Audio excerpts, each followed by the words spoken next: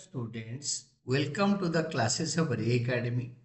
Today we are studying accounting ratios. तो effect of a transaction on current ratio, एक transaction का current ratio के ऊपर क्या इफेक्ट होता है. In case of questions where effect of a transaction on current ratio is asked, following steps should be taken to determine the effect. First, क्या है? Assume amounts of current assets and current liabilities as per given ratio. जैसे 2:1 दे रखा है ratio, तो 2 लाख में 1 lakh assume कर लो. Second होता है place the effect of transaction in assumed amounts of current assets and current liabilities and calculate new amounts. Suppose 20,000 current liability पे हो गया, तो करेंट एसेट 2 लाख से 20,000 कम कर दो, करेंट एसेट 1 लाख से 20,000 कम कर दो, न्यू रेशियो निकालो. थर्ड होता है कैलकुलेट द न्यू रेशियो, जो कैलकुलेट कर दिया न्यू रेशियो हमने कैलकुलेट कर दिया. Then compare the new ratio with old current ratio to determine its effect on the current ratio. इस for example increase, decrease or no change in the ratio. ये निकालो, increase हो रहा है ratio, decrease या कुछ नहीं हो रहा. Then अपना comments लिखो.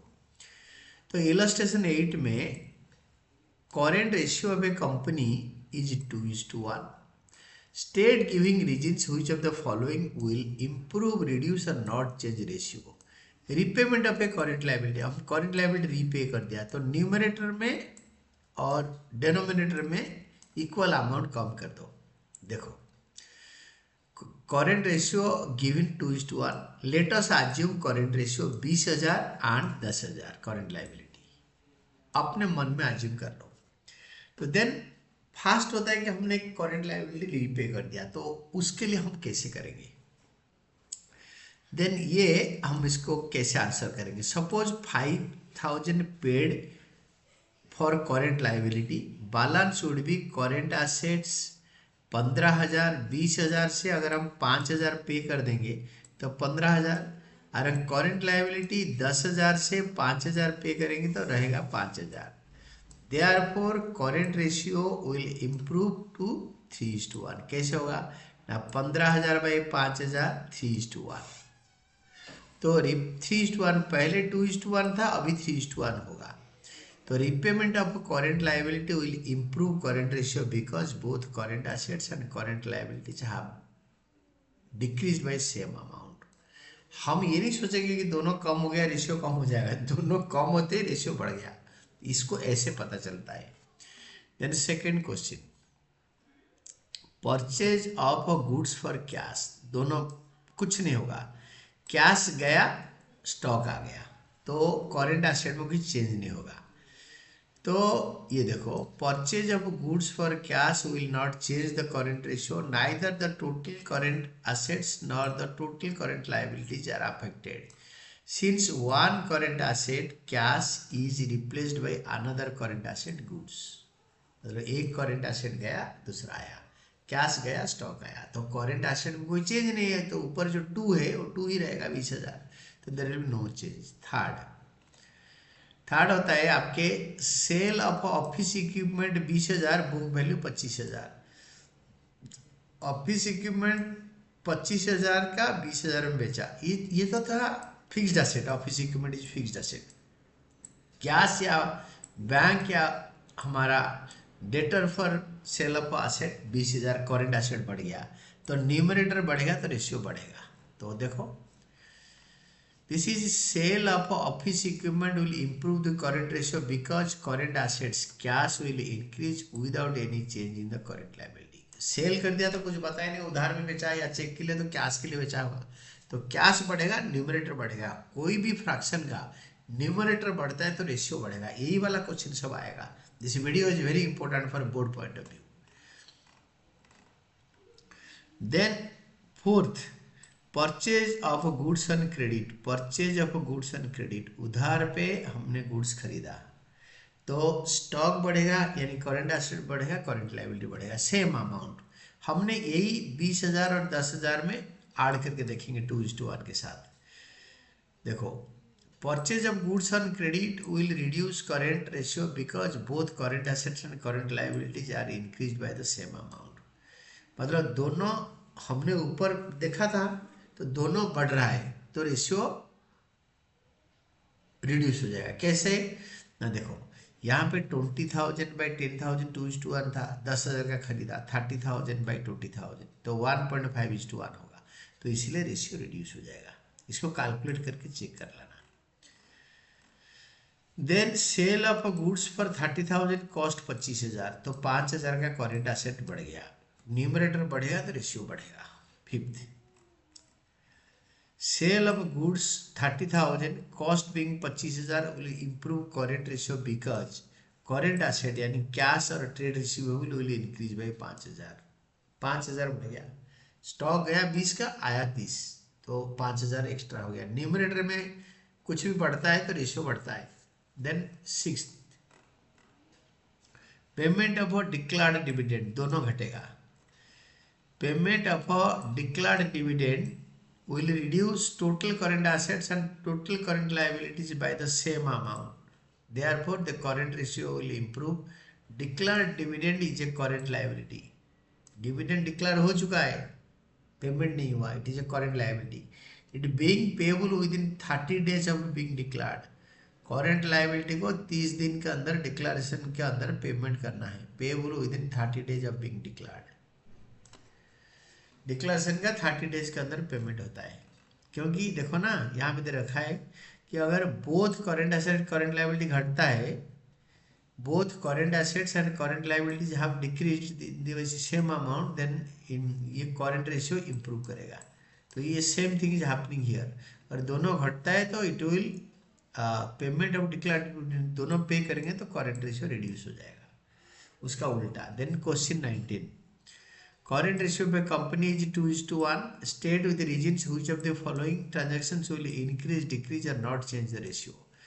Redeemed 9% डिवेंचर से 1 लाख घटे, प्रीमियम पर 10%। रिपेमेंट करेंगे 1,10,000 कैश जाएगा, 1,10,000 कैश जाएगा तो डेनोमिनेटर घटेगा, डेनोमिनेटर घटते रेशियो बढ़ेगा, क्योंकि न्यूमरेटर घटेगा क्योंकि हम कैश पे करेंगे और डिवेंचर्स करंट लायबिलिटी है, करंट लायबिलिटी होते ही पे करेंगे। तो इसको मैं बताता हूँ। 2:1 है तो इफेक्ट देखो सॉल्यूशन में इंक्रीज होगा if redemption of debentures takes place in the current year where outstanding debentures become current liability, क्योंकि इसी साल वो लॉन्ग टर्म ये maturity of current year long term debt, वो डिवेंचर इसी साल करेंट लायबिलिटी में ट्रांसफर हुआ होगा। In such a case, current ratio will increase because both current assets and current liabilities have decreased by the same amount. दोनों से 1,10,000 minus हो जाएगा, 1,10,000 करंट एसेट्स जाएगा, करंट लायबिलिटीज में जाएगा। तो न्यूमरेटर डिनोमिनेटर में दोनों से 1,10,000 रिड्यूस होते ही करंट रेशियो घटेगा। रिसीव्ड फ्रॉम डेटर्स 17,000, डेटर से 17,000 रिसीव हुआ है, तो करेंट रेशियो में करेंट एसेट बढ़ेगा, करेंट लायबिलिटी कुछ नहीं होगा। करेंट एसेट बढ़ेगा, करेंट एसेट घटेगा, क्योंकि डेटर हमारा करेंट एसेट है और कैश भी हमारा करेंट एसेट है। डेटर चला गया 17,000, कैश आ गया, तो न्यूमरेटर में there will be no change, denominator में कोई चेंज नहीं है, तो there will be no change in the ratio, no change. No change में क्या, it will increase cash and decrease debtors with the same amount, hence both current assets and current liabilities remain unchanged रहेगा। Then comes your third, issued 2 lakh equity shares to the vendor for machinery। ये liability ये capital बढ़ रहा है, ये machinery fixed asset बढ़ रहा है, इसमें भी नो चेंज। नो चेंज में क्या होगा, बोथ करंट एसेट, तो इसमें no change, both current assets and current liabilities are not affected, क्योंकि इसमें एक तो शेयर कैपिटल बढ़ रहा है और मशीनरी का वैल्यू बढ़ रहा है। Then accepted bill of exchange drawn by creditors, creditor ने बिल ऑफ एक्सचेंज दिया, तो क्रेडिटर ने बिल ऑफ एक्सचेंज एक्सेप्ट करके दिया, तो क्रेडिटर को बिल्स पेबल में कन्वर्ट कर दिया, तो it will have no change, क्योंकि लाइबिलिटी करेंट लाइबिलिटी बढ़ा, करेंट लाइबिलिटी घटा। तो देखो, it does not change current assets and current liabilities because increase in one current liability यानी bills payable results in decrease in another current liability creditors। creditor ने bills payable दिया with the same amount, creditor ने bills payable accept करके दे दिया तो creditor हट गए, bills payable बढ़ गए, तो accounts payable का total amount same रहा। तो this is all about your illustration 19। then we'll be doing illustration 20। illustration 20 में आप देखो, current ratio of X Limited is 1:1. State with reason which of the following transactions would increase or decrease or not change the ratio. A post-dated check 20,000 issued to a creditor made on maturity. A post-dated check 20,000 issued to a creditor made on maturity. तो हमने एक creditor का 20,000 रुपये payment करा, तो current asset current liability 20,000 कमेगा, there will be no change, क्योंकि 1,00,000 by 1,00,000 20,000 by 20,000 minus कर देंगे तो 80,000 बाई 80,000 आएगा, क्योंकि जब रेशियो इक्वल होता है चेंज नहीं होता। तो ये होता है फास्ट में no change. Current assets bank and also current liabilities creditors were decreased by the amount at the time issue of cheque, therefore current liability will not change. क्योंकि देखो ना, ये 1:1 है, 1,00,000 बाई 1,00,000, तो ऊपर से 20,000 पे करो, नीचे से 20,000 पे करो, 80,000 आएगा। देन सेकंड होगा a company issued 50,000 equity shares of 10 each to the vendors of machinery purchased.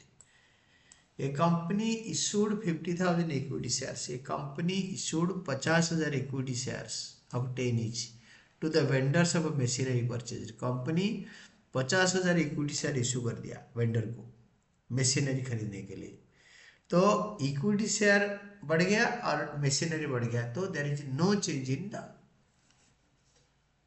Current ratio, no change, neither current assets nor current liabilities are affected. Then question number 21, illustration 21। Current ratio of Y Limited is 2:1. State with a reason which of the following transactions would increase, decrease or not change the ratio. Trade receivable include debtors of 40,000 which were received. Trade receivable include debtors 40,000 which were received. जो trade receivable included in debtors, debtor के अंदर trade receivable था 40,000 जो पैसे मिला, तो no change, क्योंकि debtors cash में कन्वर्ट हो गया, तो न्यूमरेटर में कोई चेंज नहीं है, डेनोमिनेटर में कोई चेंज नहीं है। जितना 40,000 कैश आया, डेटर 40,000 गया, तो इसका है नो चेंज। नो चेंज का क्या होता है, one current asset debtor is replaced by another current asset cash और बैंक। एक करेंट एसेट डेटर गया, कैश से बैंक बैलेंस आ गया। देन सेकेंड होता है purchase furniture 45,000, the vendor was paid by issue of equity shares of 10 each at par। Furniture fixed asset खरीदा और इक्विटी शेयर कैपिटल बढ़ गया, कैपिटल बढ़ा, फिक्स्ड एसेट बढ़ा, there is no change in current asset. तो no change में ये हो गया आपके current liability and also current asset do not change. Current liability भी चेंज नहीं होगा, करेंट एसेट भी नहीं चेंज होगा, दोनों नहीं चेंज होंगे। Then illustration 22। तो ये इलस्ट्रेशन 22 में state giving reason whether current ratio of a company will improve और रिड्यूस और not change in each of the following transactions if current ratio is 1:1 और 0.8:1। कैश पेड टू क्रेडिटर, इसमें क्या होगा, cash paid to creditor में आप creditor को cash pay करेंगे, तो state showing effect of various transactions and current ratio को 1:1।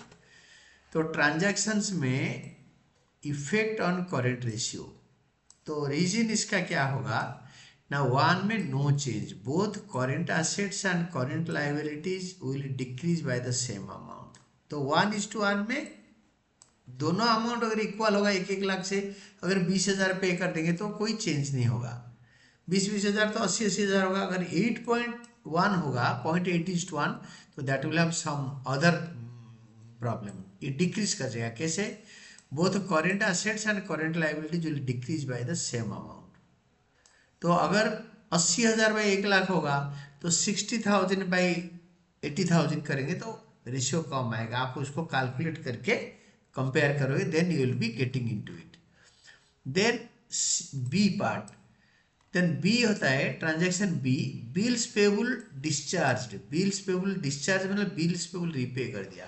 करेंट रेशियो में कोई इफेक्ट नहीं पड़ेगा। देखो करेंट रेशियो में bills payable discharge no change. इसमें देखो सब में बिल्स पे receivable endorsed to a creditor, goods purchased on credit दोनों बढ़ेगा इक्वल अमाउंट में, गुड्स परचेज्ड फॉर कैश दोनों इक्वल अमाउंट में। एक मतलब क्रेडिटर बढ़े, एक स्टॉक बढ़ेगा, कैश जाएगा, no change. Bills receivable endorsed to a creditor दोनों इक्वल अमाउंट में घटेगा। तो ये देखो एफ तक नो चेंज, जी तक भी। जी देखो payment of dividend payable, current liability घटेगा, करंट एसेट भी घटेगा। तो there will be no change in all this. ये देखो there will be no change, no change, no change, same amount में डिक्रीज। और बोथ इसका रीजन भी देखो, there is nothing, no change, no change. और ये एच वाला हम देखते हैं, एच आई दोनों इंप्रूव करेगा। एच क्या है? Cell of goods 25,000, cost 20,000। 20,000 का स्टॉक को 25,000 में बेचा, 5,000 करेंट एसेट बढ़ेगा। स्टॉक 20 का गया, कैश आ गया 25, तो करेंट रेशियो बढ़ेगा। तो ये देखो इसका पढ़ो, it will improve, current asset will increase by 5,000 profit but current liability will remain unchanged. तो इसलिए न्यूमरेटर बढ़ेगा तो रेशियो बढ़ेगा।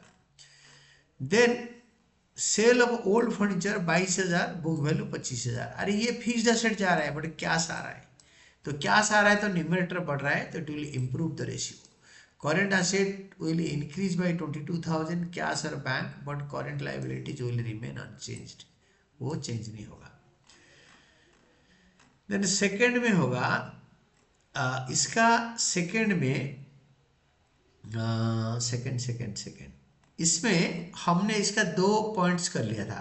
बी पार्ट देखो, इसमें I will be explaining all of you. Second में इसका दे रखा है बिल्स पेबल डिस्चार्ज, हमने न्यूमरेटर डिनोमिनेटर दोनों में पेमेंट करेंगे। तो ये इस केस में बिल्स पेबल डिस्चार्ज मतलब बिल्स पेबल रिपेमेंट करने के बाद हमारा क्या होता है ना, बिल्स पेबल डिस्चार्ज में आपके bills payable discharge second case decrease होगा, both current asset and current liabilities decrease by the same amount. इस केस में डिक्रीज होगा क्योंकि दोनों अमाउंट 80,000 बाई 1,00,000 20,000 माइनस कर दो तो डिक्रीज हो जाएगा। Then comes your C part. C part में bills receivable interest to a creditor, bills receivable creditor को इंटरेस्ट करेंगे तो दोनों डिक्रीज होगा। सी पार्ट डिक्रीज कैसे होगा? Both current asset bills receivable decrease होगा, current liability bills payable decrease होगा बाय द सेम अमाउंट, दोनों इक्वल अमाउंट में डिक्रीज हो जाएगा। Then D comes your D part. D part में आपके this is goods purchased on credit, उधार में गुड्स खरीदा, दोनों बढ़ेगा, करंट एसेट बढ़ेगा, करंट लायबिलिटी बढ़ेगा। तो now go to D part. D part में both current asset and current liability, D part improve, दोनों बढ़ेगा तो रेशियो बढ़ेगा, both current assets and current liability will increase by same amount. 80,000 by 1,00,000 20,000 बढ़ा दो तो 1,00,000 by 1,20,000, 1,00,000 by 1,20,000 is equal to it will be 0.83, तो दोनों बढ़ेगा। Then fifth part is your E part, purchased goods for cash, goods को cash में खरीदा, purchased goods for cash, purchased goods for cash no change, goods stock आया cash गया, neither current asset not current liabilities are affected since there is only a conversion of one current asset cash into another current asset goods, यानी stock आया cash गया तो कोई change नहीं current asset में। Then F part होता है no change. A part होते हैं आपके bills receivable endorsed to a creditor, creditor dishonour, creditor को बिल्स रिसीवेबल एंडोर्स किया था, डिजनर हो गया, तो दोनों बढ़ गया, तो इम्प्रूव होगा। Both current asset and current liabilities are increase by the same amount. 80,000 by 1,00,000, 20,000 बढ़ा दो, 1,00,000 बाई 1,20,000, 8.33, तो दोनों इम्प्रूव होगा। Then comes your G part, payment of dividend payable, current liability और करेंट एसेट दोनों घटेगा, तो दोनों घटेगा तो रेशियो, दोनों घटेगा तो रेशियो डिक्रीज होगा, क्योंकि 80,000 बाई 1,00,000 तो 0.8:1, तो 20,000 पे कर दो, 60,000 by 80,000 is equal to 0.75 decrease. Both current asset and current liability are decrease by the same amount. Then H part, sale of, H part होता है, H part sale of goods for 25,000, cost 20,000, 20,000 का goods 25,000 में बेच रहा, 5,000 numerator में बढ़ गया, numerator बढ़ेगा तो रेशियो बढ़ेगा, करेंट रेशियो में न्यूमरेटर बढ़ गया 5,000, current asset increase by 5,000 profit, but current liability remains unchanged, तो न्यूमरेटर बढ़ेगा तो रेशियो बढ़ेगा। आई में sale of old furniture for 22,000, book value 20,000, furniture sale of old furniture, 22,000 का फर्नीचर बेचा, 22,000 का 25,000 का था, तो करेंट एसेट 22,000 बढ़ेगा तो न्यूमरेटर बढ़ेगा तो करेंट रेशियो बढ़ेगा।